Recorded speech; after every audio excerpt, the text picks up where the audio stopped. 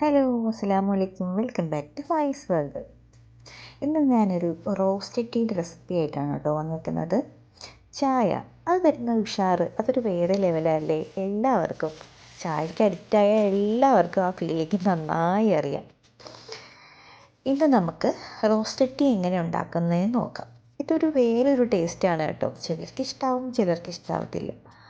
ഇവിടെ എനിക്ക് അത്ര പോരായിരുന്നു, എന്നാലും കുഴപ്പമില്ല. പക്ഷെ ബാക്കിയുള്ള എല്ലാവർക്കും ഇഷ്ടപ്പെട്ടു കേട്ടോ. ഇന്നെങ്ങനെ നമുക്ക് എല്ലാവരും ജസ്റ്റ് ഒരു തവണയെങ്കിലും ഈ ഒരു ടീ ഉണ്ടാക്കി നോക്കണം കേട്ടോ. കാരണം അതിൻ്റെ ഒരു ടേസ്റ്റ് വേറൊരു ലെവലാണ്.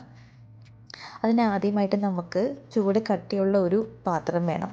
കാരണം നമ്മളിത് കാരമലൈസ് ചെയ്യുന്നത് കാരണം, അല്ലെങ്കിൽ ഇത് കരിഞ്ഞ് പിടിക്കാതിരിക്കാൻ വേണ്ടിയിട്ട് നല്ല കട്ടിയുള്ളൊരു ചായപാത്രം എടുക്കുക. അതിലേക്ക് നമുക്ക് ആവശ്യത്തിന് നമ്മളിടുന്ന ചായക്ക് അനുസരിച്ചുള്ള മധുരത്തിൻ്റെ പഞ്ചസാരയും തേയിലയും ഇട്ട് ഇതുപോലെ തീ കുറച്ചിട്ട് വേണം ചെയ്യാൻ കേട്ടോ. ഇതുപോലെ കാരമലൈസ് ചെയ്യുക. ആ നമ്മുടെ പഞ്ചസാര അലിയുന്നതനുസരിച്ചിട്ട് നമ്മുടെ ആ ചായപ്പൊടിയുടെ കടുപ്പവും ഇറങ്ങിക്കോളും.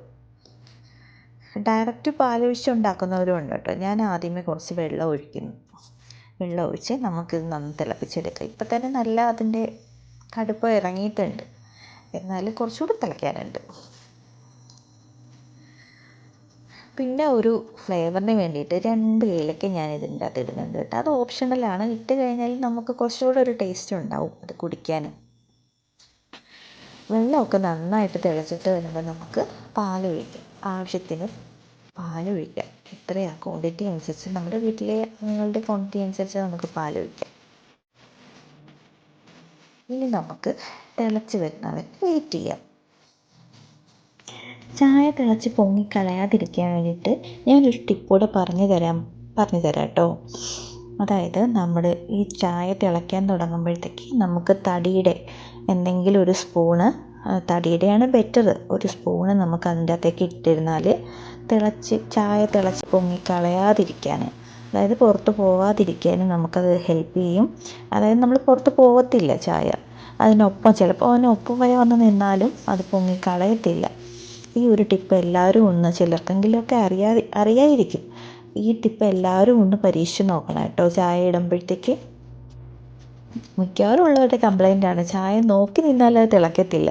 നമ്മൾ അങ്ങോട്ടോ ഇങ്ങോട്ടോ പോയി കഴിഞ്ഞാൽ അത് തിളച്ച് മറിയുകയും ചെയ്യും. അപ്പോൾ ഈ ടിപ്പ് എല്ലാവരും ഒന്ന് പരീക്ഷിച്ച് നോക്കുക കേട്ടോ.